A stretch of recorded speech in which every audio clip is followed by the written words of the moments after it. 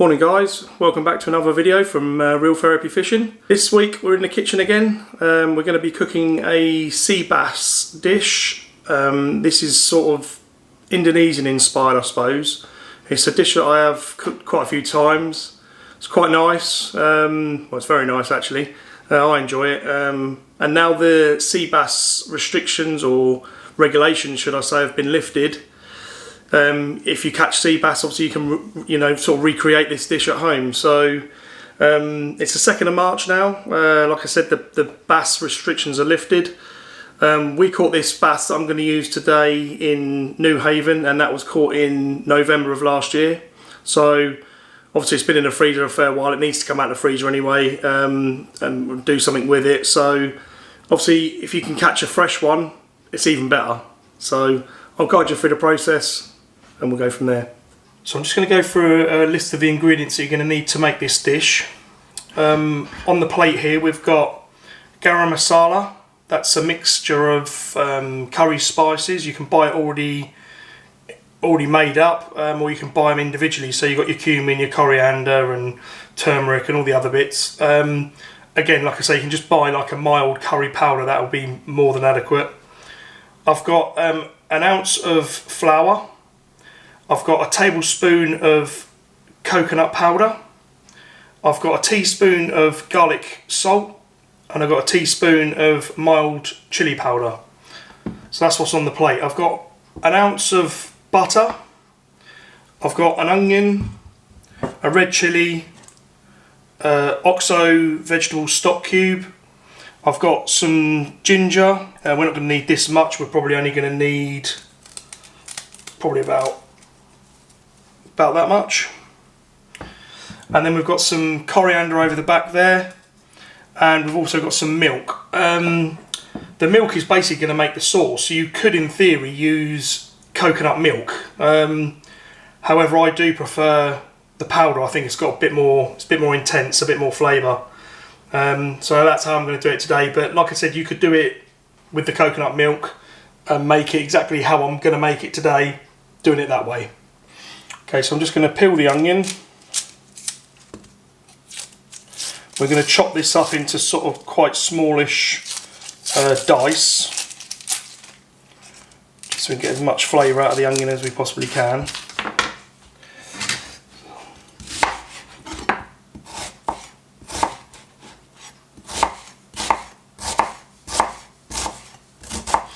Don't worry too much, because if you want to, you can always blend the sauce, so it's not too much of a problem.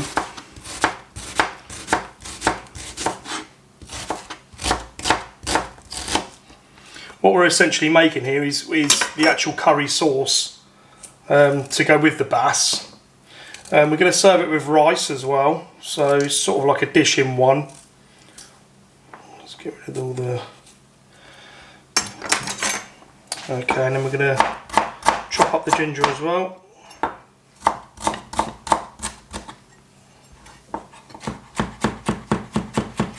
Give that a rough chop.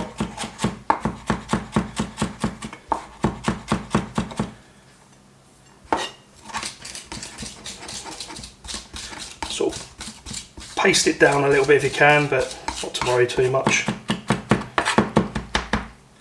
Okay, and there's our ginger as well. So we've got our onions and our ginger, and we're now going to go to the stove and get this lot all cooked off and make our sauce.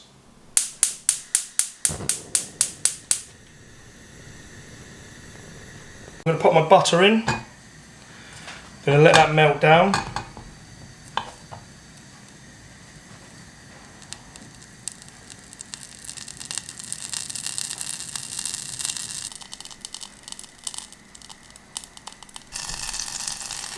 Okay, so our butter's almost melted.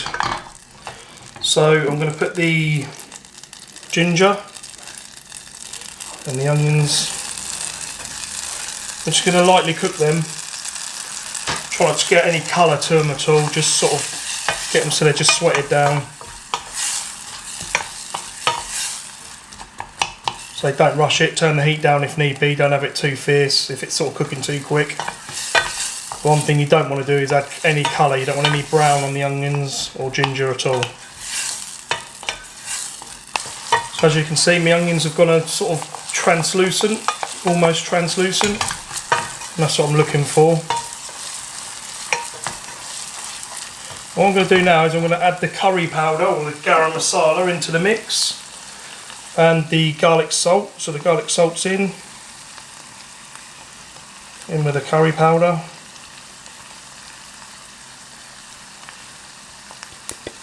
And what we want to do, I'll put the ginger in, the chilli in as well. What we want to do is we want to actually cook them spices so they're not bitter. So I'm going to give that a good old stir in. As you can see, it's sort of all coming together. And just cook them spices out, all the cumin and all the bits in there. And just by frying them in the butter or a little bit of oil or whatever, you know, it actually sort of just releases the flavour of all them spices as well. So that's had about a minute. What you don't want to do is get the bottom of the pan sticky at all. So make sure it sort of, you know, doesn't stick to the pan. If it does, just change the saucepan or whatever you're cooking in. Just change it. Don't let it actually stick to it. So the next ingredient going in is the flour. So we're basically making sort of like a roux, like the French term of a roux. That's the basis of this sauce. So as you can see, it's really come together now. It's quite sort of clumpy, and at this stage you might think, oh, what have I done? But it will look like sort of sand, sort of breadcrumby sort of sand, and that's absolutely fine. So the next stage is to pour the milk in. Just do it in stages, just do a little bit. Mix that in. When it becomes sort of thick, and just add a bit more milk. Just keep on mixing it.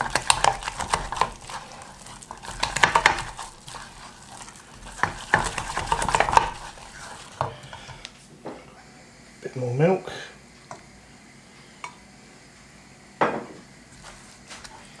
Like I say, if you're going to use coconut milk in a tin, this is, you know, you wouldn't need the actual milk that we're putting in now. You just put the actual coconut milk straight into it. Obviously, if the sauce is a bit too thick after you've used the coconut milk, you can always just add a little bit more normal milk. So, like I said before, I just find the actual coconut powder really intense and a lot more. Does give you that, you know, it does taste a lot better. So just carry on mixing this.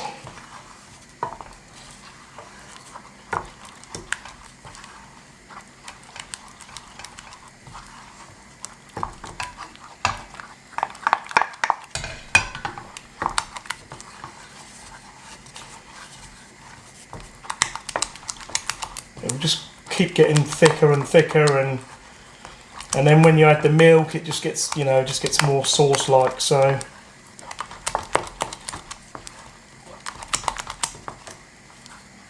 we're not far away actually. I might not need all of this milk that I've got, but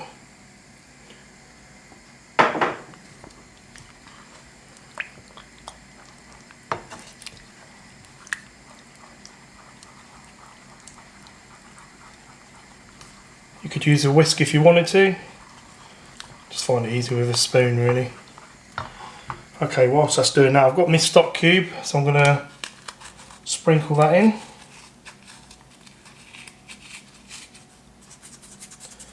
And these are all extra things that will end up thickening the sauce a little bit, so especially when I put the coconut milk in as well, so that's going to go in now. Coconut milk powder. You can see that's sort of changed colour already. That's a really nice sort of nice yellowy colour.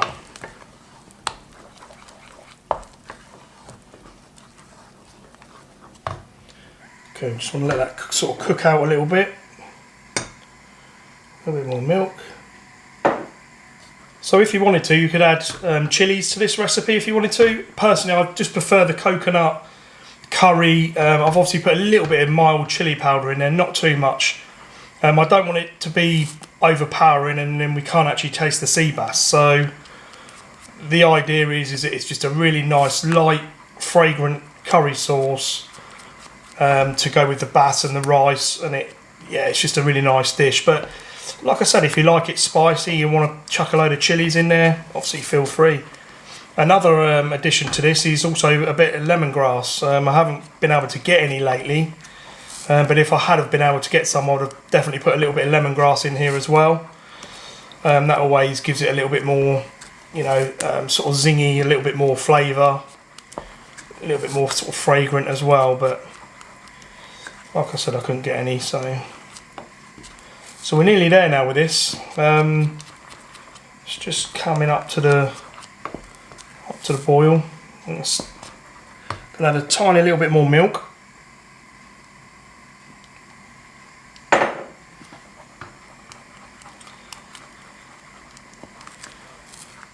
And I know when the sauce is at the stage I want it to be, because it will just coat the back of a spoon nicely. As you can see, that's just sort of just running off slightly, but it's still coated the back of a spoon quite nice. So that sauce is pretty much there. The next stage obviously is just to try it, give it a little taste. It might need a bit of salt and pepper, and then yeah, just get it to the sort of, you know, the salt and pepper that you know, the required taste, so to speak. And then we're going to put it over to the side, put a lid on it, and just forget about it. Well, I've got a nice chunk of sea bass here, nice fillet. What I've done is I've cut away the belly fat, I've deboned it. Obviously it was descaled on the boat, so we've done all of that. Obviously I haven't shown you how to fillet the fish today, but we've got that in previous videos that we've done. So if you want to see us on how to fillet a fish, you can do so on another video. So we're now going to cook this piece of bass, but first of all we're going to pan it dry with a bit of kitchen towel just to absorb any sort of moisture that's on the fish, because obviously going into a hot pan with a little bit of oil is going to create quite a lot of sort of spitting and stuff. So just make sure your fish is dry before you fry it, and we'll go over to the stove now and cook this. Just add a touch of oil.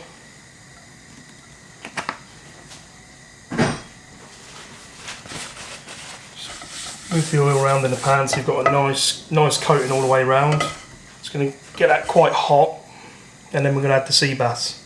Okay, so the pan's nice and hot now. What we're going to do is we're going to add our bass skin side down. And what will happen is the fish will retract and it will sort of try and lift off the pan. So we can use a sort of a fish slice just to keep pressure on it and keep the fish sort of down onto the bottom of the pan.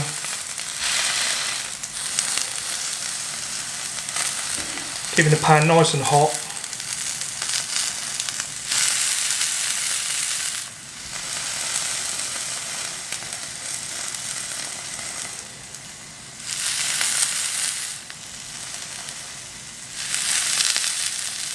And this will probably take 2 or 3 minutes each side.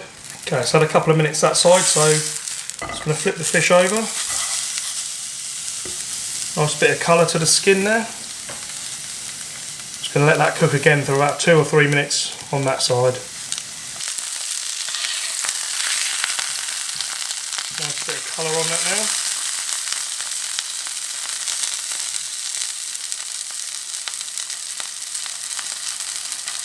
Okay, and we'll just turn that off now and let the pan finish just cooking that bass for us.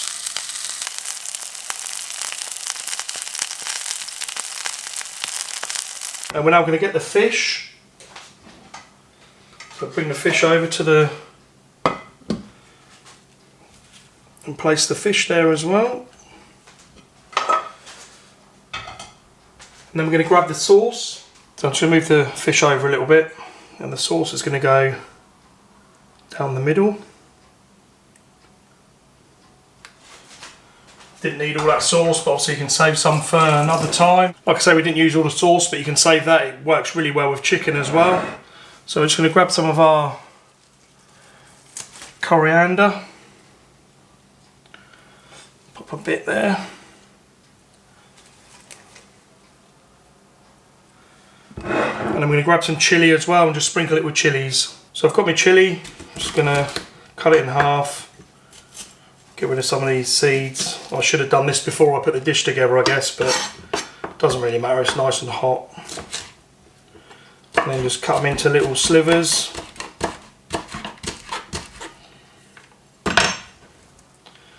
And we're just going to sprinkle a few of them on as well. So, and there we go. It's my sea bass inspired, sort of Indonesian inspired sea bass, should I say. And there it is, finished. So there we go guys, a nice easy dish to create while you're at home once you've caught all your sea bass this year. Let's hope they come in and we get some nice big ones. And we'll be eating plenty of these then, won't we? See you soon guys, take care.